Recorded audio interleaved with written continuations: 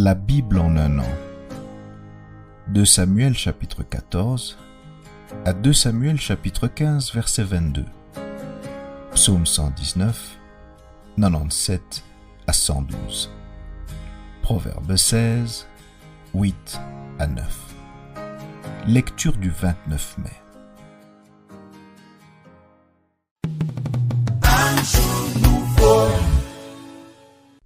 Jean chapitre 18, versets 1 à 24.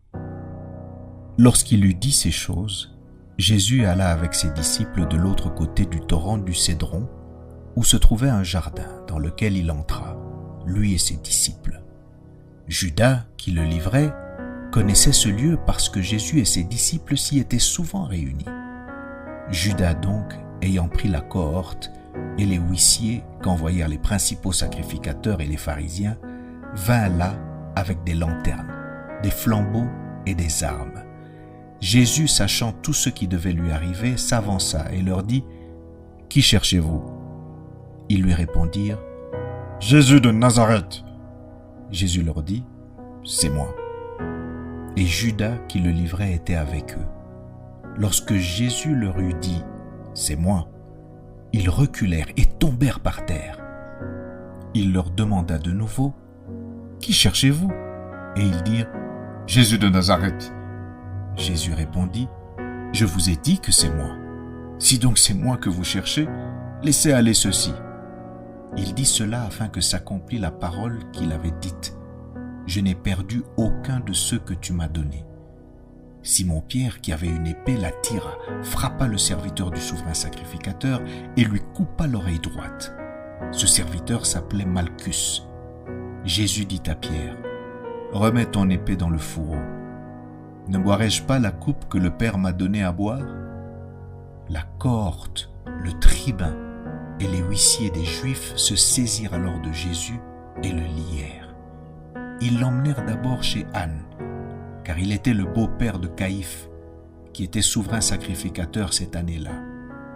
Et Caïphe était celui qui avait donné ce conseil aux Juifs : « Il est avantageux qu'un seul homme meure pour le peuple. » Simon-Pierre, avec un autre disciple, suivait Jésus. Ce disciple était connu du souverain sacrificateur et il entra avec Jésus dans la cour du souverain sacrificateur. Mais Pierre resta dehors près de la porte. L'autre disciple qui était connu du souverain sacrificateur sortit, parla à la portière et fit entrer Pierre.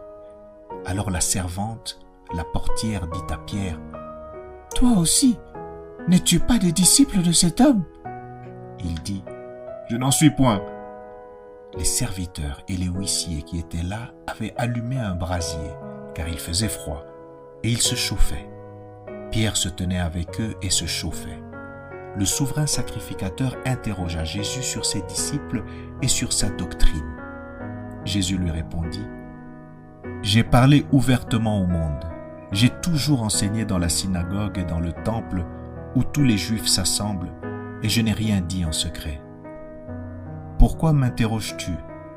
Interroge sur ce que je leur ai dit ceux qui m'ont entendu.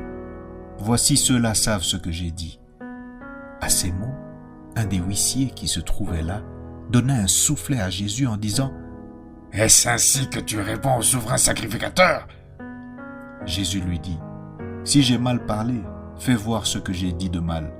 Et si j'ai bien parlé, pourquoi me frappes-tu » Anne l'envoya lié à Caïphe, le souverain sacrificateur.